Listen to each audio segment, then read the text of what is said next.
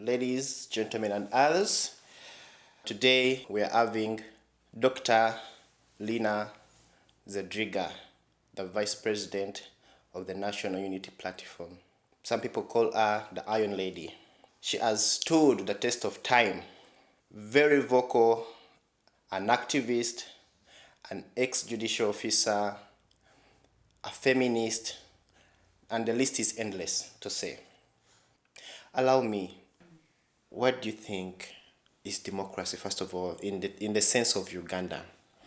And do you really think that democracy is really happening in Uganda, and do people, even Ugandans, actually understand the democracy that we are having and the system and everything? I would love to hear from you what you really think about that.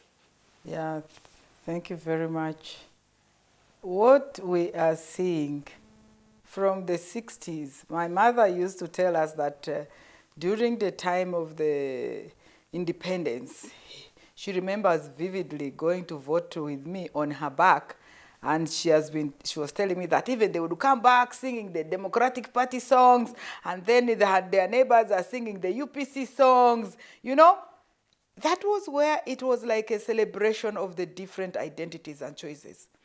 But 2001, we see a degeneration for any alternative identity when it comes to politics, the voice, your power, democracy, going to vote, making sure you influence policies, you're part of it. I voted in the 1980. I was already a young girl, and I voted. It was my first time, and you know, the DPs, and my father was the regional campaign coordinator for Dr. Paul Semogrere, who reached up to our village, by the way. Then my late brother David Ondeatra was a UPC in the same home, and it was okay. Then I started seeing the sense of the exclusion, the current, how we have degenerated into intolerance, into a total political apartheid, even degenerating to colors. Actually, it's no longer democratic participation. There's no more power, separation of powers. You know, under democracies, there should be separation of power, strong institutions, respect for human rights, among others. The parliament is exalted. How many of them now? 500 plus. Judiciary, grappling with all this backlog of cases, underpaid, underfacilitated. Parliament, our president has said, please, that is Museveni has said, the president of Uganda has said that, you know, vote for me, anybody, they can come and sleep, but they can wake up to say yes to my own agenda. So we have seen the very systemic degeneration of democracy into a one-person decision, which is now being implemented through militarization of political spaces, through monetization of political spaces and participation, through hatred. For example, when I was arrested, we were arrested, the arresting officers who were military men said, "You are the people we hate most." Nope. Sincerely? A military person? So there's so much partisan, non-tolerant, militarized, you know, bordering barbarism, by the way, right now. We see it in terms of the abductions. So in Uganda, we have left the path of democracy, participation, equality, human dignity, constitutionalism, governance. We have now fallen in the pitch of barbarism, militarization, intolerance, abductions. It's okay to kill so-and-so, and it's fine so long as you can bump this one. And we have no respect whether these are religious people, or these are women, or these are children. It's a very pathetically sick, very annoying situation where we should not have degenerated into that. We shouldn't have. So, what's the lessons for us? One, we should never give up. We should look to people and institutions that are still resilient. For example, my take about myself, I value myself so much. I love myself, by the way, so much, that when I joined, when I was unveiled in NUP, and in August, I was unveiled April 8th, And in August, this Catholic lawyer comes and offers me, and we were having a lunch appointment. He insisted we meet. And we've been, of course, we're in the lawyers' society together. And we had participated in the last elections together very closely. And then all of a sudden he comes and says, you know, Lina, for this lunch appointment, he's the one who asked. And we met in Kamocha. We met at City Oil. What is that place? Cafe Javas for lunch. He was late. And I was drinking my chicken mushroom soup. And then he says, he arrives with another third person, and he introduces this person as coming from the CFC as a captain. And then he says, I'm going straight to the point. We are offering you 5 billion. You are asking price. And this is democracy we are talking about in Uganda. We are offering you 5 billion, asking price, and we are giving you 2 big vehicles, and we are going to have a air-conditioned office in the office of the President Museveni. And please, when you say yes right now, I'm going to deliver you to Museveni and Amama Mbabazi, who was your presidential candidate in the 2015 elections. And I think in his wildest dream, he did not even expect that I would say no. He was very sure 5 billion. He even scanned through his phone, you know, so-and-so I brokered, and his was only 600 million, this one, and you know, also the other one is now back, your former president, for the go forward, he's actually now back, and they are talking together, he's going to bounce back in there. So for you, you are so priceless. So we are going to even make sure you choose what ministry you are going to be in. I held my barrel of soup. I almost poured it on him. Let me confess, truth be told, I was consumed by anger. You know, I'm a very emotional person. My northern reality, the women's fighting, advocacy reality, and all the background. I felt so insulted. So his colleague, who was also drinking soup, saw my body language and my struggles. And then he says, please don't worry. Maybe first you take we give you some time to think through. It may be too abrupt for you. And the lawyer, in his arrogance, says, no, you go and pray. Me, I know you're a very prayerful person. So you go and pray over it. And I know you will pray. But you get to us very, very fast. Then I looked ahead. I said, in the event I said no, he bent backwards in a chair like this. And then he was showing me his gun. He says, don't joke. We are capable of doing anything. This is a Catholic lawyer, ex-seminarian. So I left my soup. And I said, I'm actually going to pray right now on that note. And I went.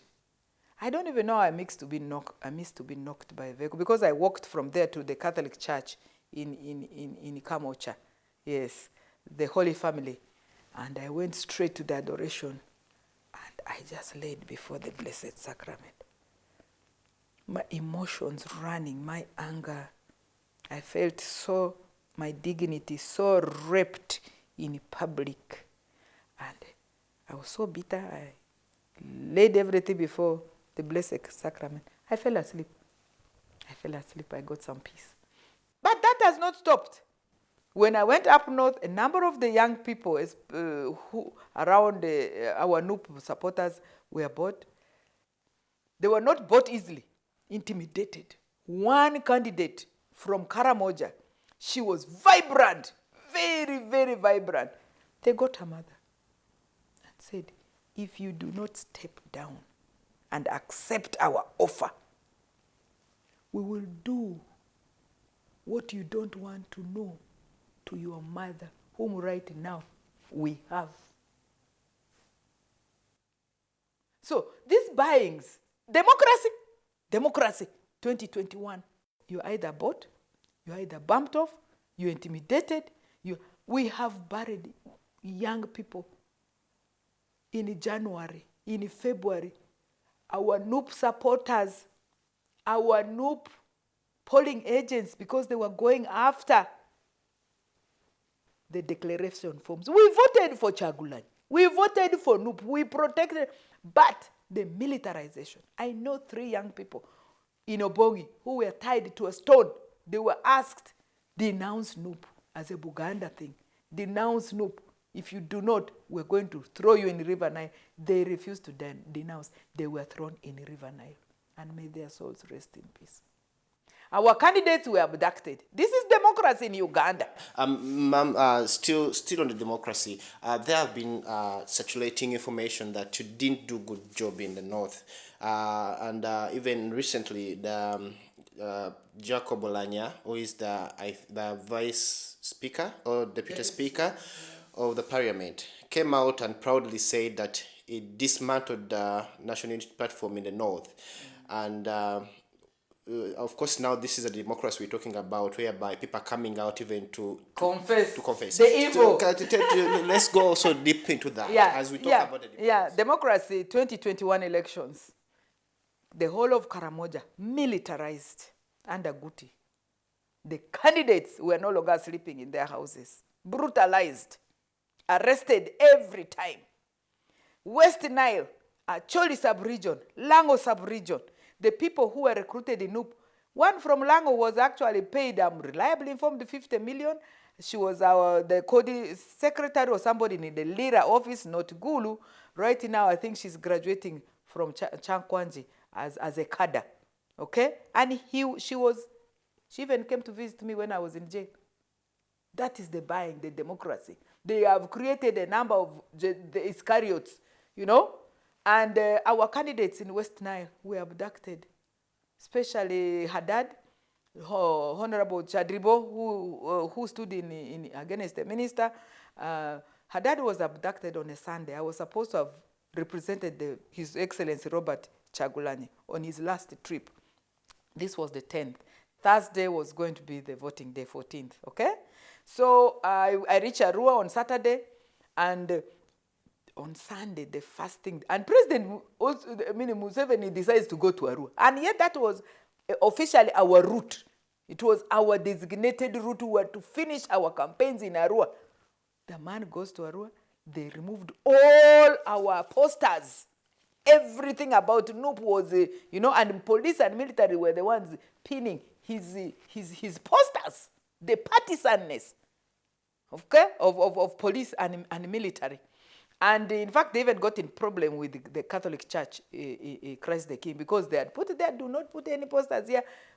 These police and military went ahead and put, and the father was very, very angry and went to the police, and was very, very angry. That's the impunity we're talking about. So, Haddad was abducted on Sunday, the whole of Monday, Tuesday, Wednesday. Haddad was dropped at the South Sudan border on a Thursday. This is a candidate for Arua. Abducted on Sunday, and I was supposed to be abducted with him. But I got tipped off before. And I actually called him, Dad, leave Arua, let us go. And we are better alive. He didn't, and he was abducted. Opingopi, our candidate in Yumbe, was abducted and dropped, beaten, injected with all kinds of things. Dropped in South Sudan border. That end. Chadribo, half of our candidates, more the globe, Uganda, all of Western, were more in prison than on a campaign trail. This is the democracy we're talking about. The northern militarization was sanctioned by the president of Uganda and NRM. It is in writing. Militarize. The directive was recruit, buy, disquieten, erase NUF. I have it in evidence, and I think I've sent it to you. You see, he did not deploy those people as he deployed them as a presidential candidate, but in his identity as an authority, as the military, chief of military, and deployed military. One other letter, militarization of democracy, lethally militarization. His brother Salim Saleh comes in northern Uganda to buy. He first offers to buy. As I talk, there is still an offer on my head to buy. Okay? And we're talking of democracy. Post. Okay? So, buying, intimidation. Then during the election day, the invisibility. We struggled with our posters, we struggled with our candidates, we struggled with almost everything. Candidates were no longer sleeping in their houses. Then they took us off radio stations. We were not allowed on radio stations. Any radio station or TV that hosted us up north, your license is cancelled. Okay? We were supposed to be at least on social media. It was taken off. Sincerely. What democracy is. Democracy is about voice and power, isn't it? So we were totally silenced militarily. Okay? Then election day, they go for the polling agents.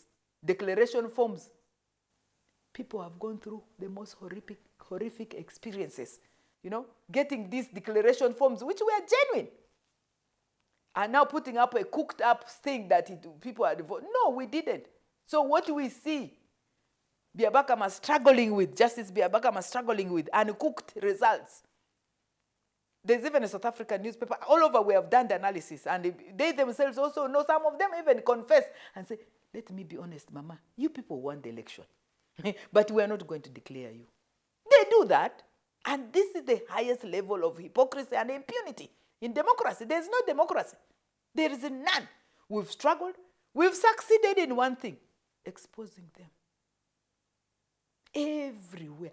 Do you know, denying hotels in Pakwach, in Nakasongola, where, from accommodating our campaign team, from accommodating our president. They will say, no, please do us a favor, don't come here. But there are those who will say, for me, we're going to, have. So what democracy is that? If one presidential candidate is denied everything, even denied the toilet, don't come here. Denied everything. But I want to salute him. He inspired Ugandans in and out that we can demystify militarization. He inspired me, and I salute him. I salute him because he took us to the next level. Because he made us demystify fear. All this militarization, buying and so on, if you don't accept, we are going to arrest your children. We are going to, all that is to put fear in our mind, to capture your minds. What they have feared is that the population has said no. So up north, we won 100%, we won. And we are going to reclaim the declaration of our victory. We will. And that is the democracy we are discussing. The people, women who have been arrested, candidates who have been sodomized. Democracy. Denied access to everything. Democracy. Right now, we have a number of prisoners of conscience innocently held in military places. Innocently tried in military court-martial. I'm one of those who have stood as a surety. And I've been going to Machindi every time. The Nubian Liz, I salute you. Eddie Mutwes, Kampala, the girls even, their spirit is still very, very high. Their wives, their mothers, their grandmothers walking, trekking from all over. And then also I'm aware of those simply because they were traveling from Arua as casual laborers and found with the NUP membership card. Fabiano, we buried him 2 weeks ago. He was so brutalized. 2 of them died on the spot and they have been buried in undisclosed mass grave in Luwero. 1 is still missing. We have so many missing people. When I was in up north, in Arua for the burial, somebody actually came to me and said, Mama, we also have people who are arrested and captured from the west, from the central. They are brought to Koboko. We have mass graves in Koboko. We now have mass graves all over in Uganda. This is a fact. We are no longer sleeping in our places. The drones have become drones. Many women, young women, I had crossed from the comfort of being a magistrate to stop any woman from experiencing widowhood or missing husbands in their early ages or whatever in Uganda. I thought I was ending it. Little did I know, actually, by participating here, we are now aiding and abetting the mass presence of young widows who do not know where their husbands are. Young orphans who do not know where their fathers are.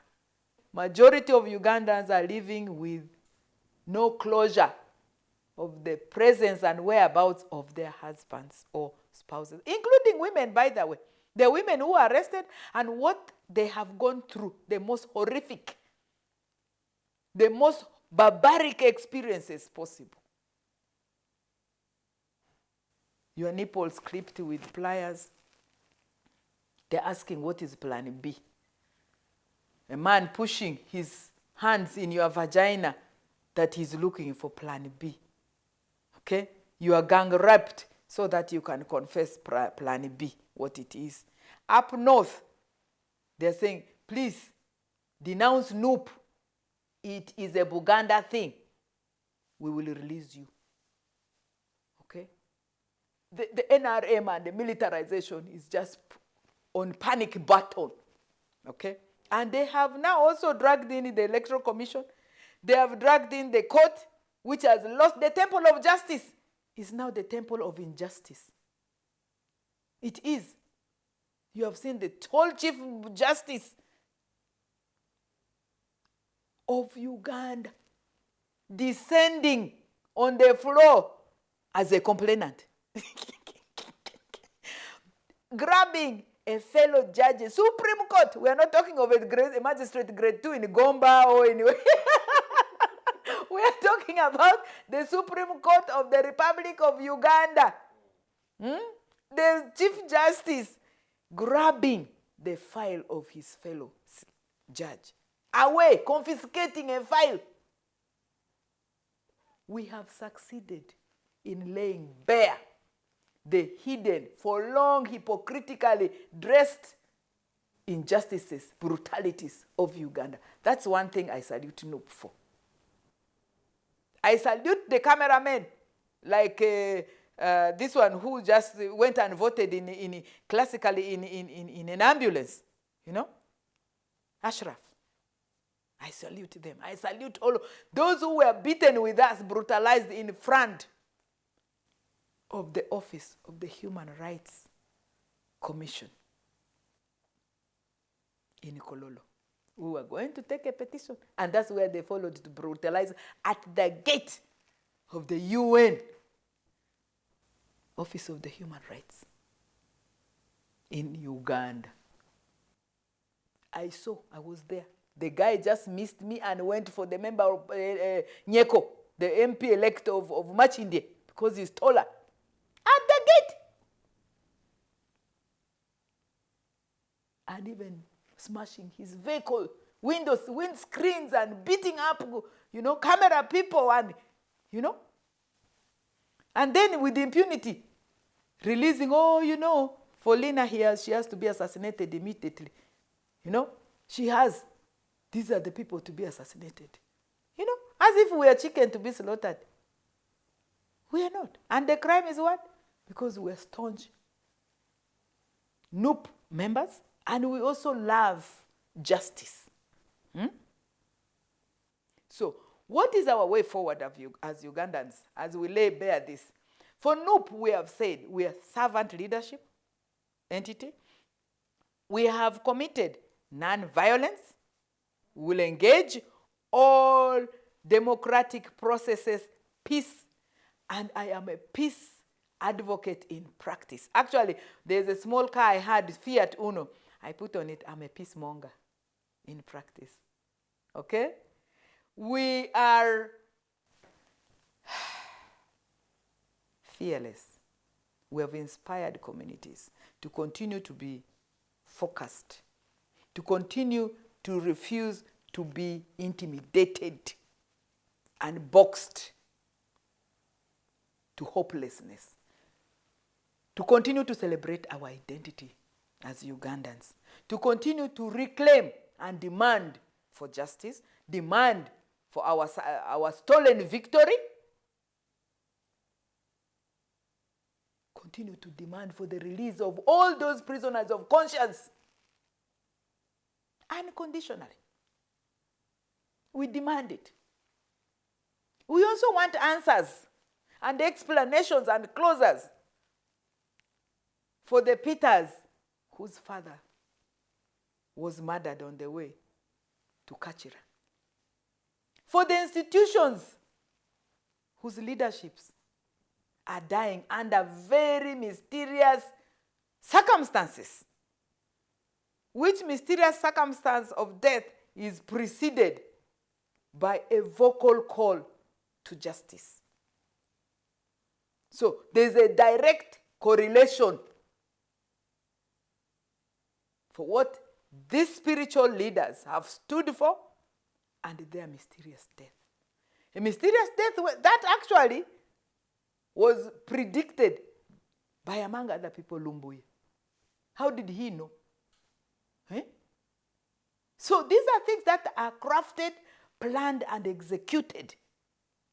And may the soul of the Archbishop rest in peace, but also watch on us from above as we continue to seek for justice and true democracy for Uganda.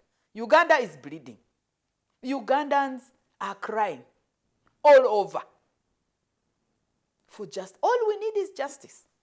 All we need is peace. All we need is the restoration of our stolen victory. I want to thank Archbishop Odama. He spoke about dialogue, about peaceful coexistence.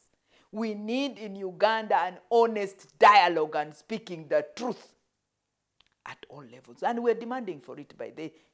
Okay? These deaths are so obviously orchestrated. You can see. And it's still their plan for more. Some of us are 1 or 2 on the list. Okay? But we're not going to be intimidated by that. I will not. I will not. So what do? We walk as teams, as Ugandans. We refuse to be back in the closet. We came out of the closet thanks to President Sentamu Robert Chagulani. He opened our closets and we all walked out. Even our skeletons walked out and followed us. We are not going back to those closets. We have to remain out, and we have to remain out organized. We have to remain out resilient. We have to remain out unintimidated. We have to remain out very organized and very peaceful.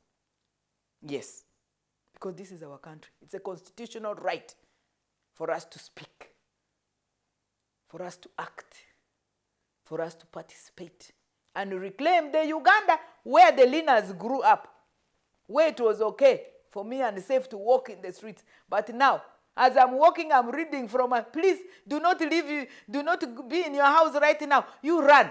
Banang. It's not the Uganda where I have to live. Oh, so and so. You don't trust. Now that my child is there, you cannot take it again. You throw it away. We have degenerated too much morally, militarily. We have. But it is time also, it takes us to reclaim and sanitize Uganda. People are, where's Stella? She had to go. Why? No. Now it is Stella. The next time it is somebody else. The next time. We must go back to the drawing board. And it is incumbent on all of us to do our part peacefully. Okay, thank you. Thank you so much.